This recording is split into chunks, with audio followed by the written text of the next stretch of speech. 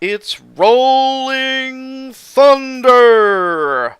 1986, Namco, another Namco classic, and one that I have a little bit of personal history with.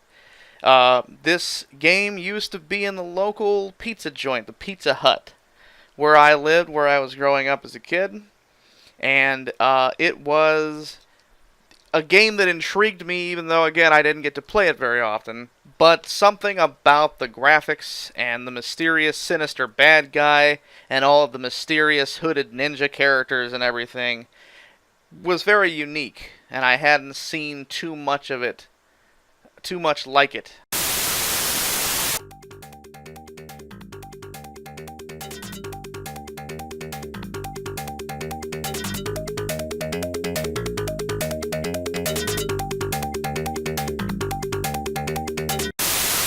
There was something about the setup of this game that I hadn't seen a game like this beforehand as a kid. It was certainly unique. I don't know if it was the very first game to have this setup that many other games copied, where you have kind of two levels of a side scroller where you can jump up and down between like the bottom and top floors. There were several other games that would come along that would clone this, but to be fair, there were a lot of copycat clones of games like Pac-Man and Donkey Kong and Galaga also, so that was nothing new. Namco especially seemed to create old classics that got emulated quite a bit. And of course, by emulated, I mean back then people were copying the ideas. But this game obviously has some deep influence in the spy genre. Most especially like James Bond, Secret Agent Man. Secret Agent Man. You know, all that kind of shit. And maybe a little bit of an old 60s Italian, I think, spy film called Diabolique. You know, shit like that. It's at its heart, it's a shooter, of course. And unlike other shooters of its time, as you can see, it had limited ammo, and it was definitely it's a very challenging game. Even though all you do is walk and jump and shoot, and go indoors and shit, like you really have to be careful. You have to mind your P's and Q's.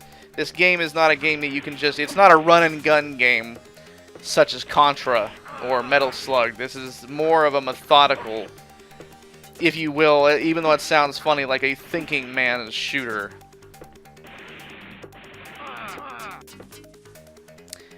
This game, at every fucking little section of each level, you have to sit there and kind of think out what's going to happen. Like this guy jumping over the fucking tires. You can't, your motions and your actions are limited, so you really have to take into account what you can do, what your character's capable of, your environment in each given little section and scenario. See? It's real easy to fuck up.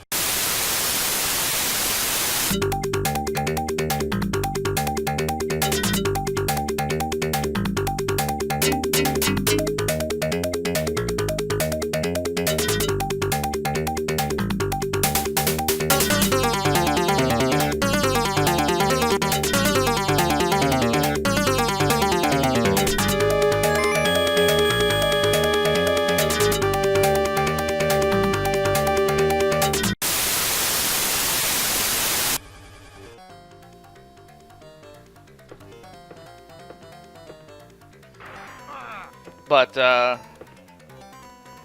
it takes, a lot of these old games are a lot of, like, what they call twitch games, where you really have to just get real good at hand-eye coordination at a fast pace. And I would say that this game is an exception. You still need good hand-eye coordination, but you also have to put a lot of thought into it, into what you're going to do, even though you're thinking on your feet. You can't, this is not a twitch game. I mean, it is. You have to shoot at the right time before you get shot, but you also just need to plan out each move methodically if you're going to get far in this game, which of course I cannot. I was never super good at it because I never got to play it a lot. But even getting some practice in for this playthrough, I can say with some minor authority that it's definitely a thinking man's game. You can see that you're never completely without bullets, but when you get down to one bullet left, that's all you have.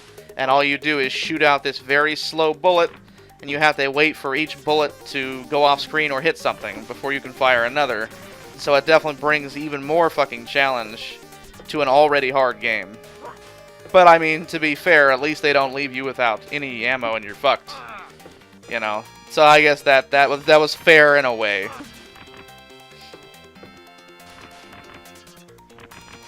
Whew.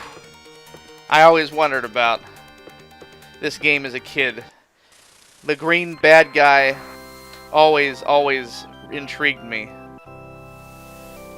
The basic background of the game is that you play a secret agent named Albatross. Codename Albatross, that's my dude. And you are part of the WCPO, which stands for World Crime Police Organization. And the basic setup, naturally, for the 80s, is that your partner, a female secret agent, has been kidnapped by this terrorist organization named Geldra. Fuck. And you have to try and rescue her and defeat the nefarious plot of them and their creepy alien-looking green leader, Mabu. Well, Mabu can fuck off. One thing about this game was that the villain, Mabu, played more of a direct antagonistic role against the player, not just in the game itself as a last boss that you have to get to, but every time you get a game over, if you don't put a quarter in, that motherfucker's face will appear and he'll just laugh at you. And I remember, even though I barely got to play as a kid, like, that still pissed me off. That really got me as a kid. Like, motherfucker, what are you laughing at, you know? There you go. Here's the limited machine gun, submachine gun that you get. And it, you know, it's useful. Of course, it runs out of ammo faster. Duh, machine gun and all. I'm not 100% certain because I've never gotten super far in this game. Matter of fact, this is about as far as I've ever gotten in this game, or really tried to. But I feel like this might be the only two weapons you get in the whole game. In the sequels that they made, there was a Rolling Thunder 2 on arcade that got ported to Sega Genesis only, and there was also a Rolling Thunder 3.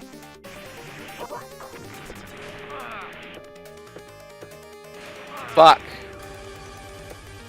And, you know, I think that's enough of the game to show you just what it's all about. As I said before, it's a hell of a game.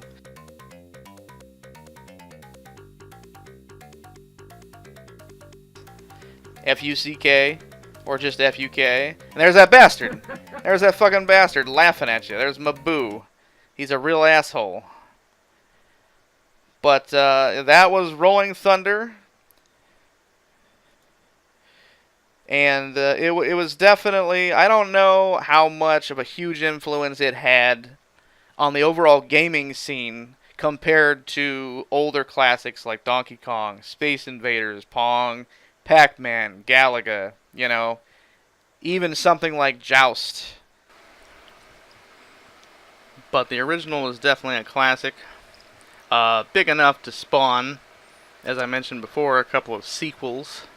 The first being Rolling Thunder 2, in which you actually got to play the female agent, Layla. So she got her own adventure, which is pretty cool, and also pretty progressive for the time.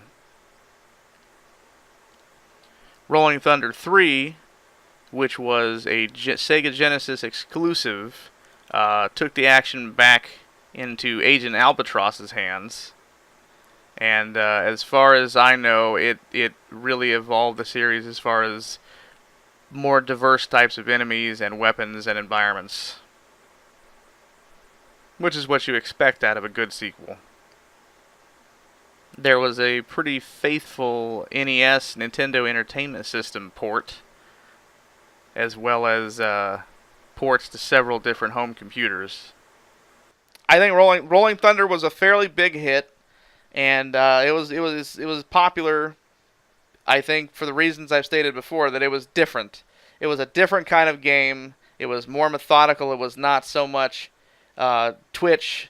is you had to think on your feet, and that gave it a different appeal than a lot of the more kind of muscle memory games as a kid.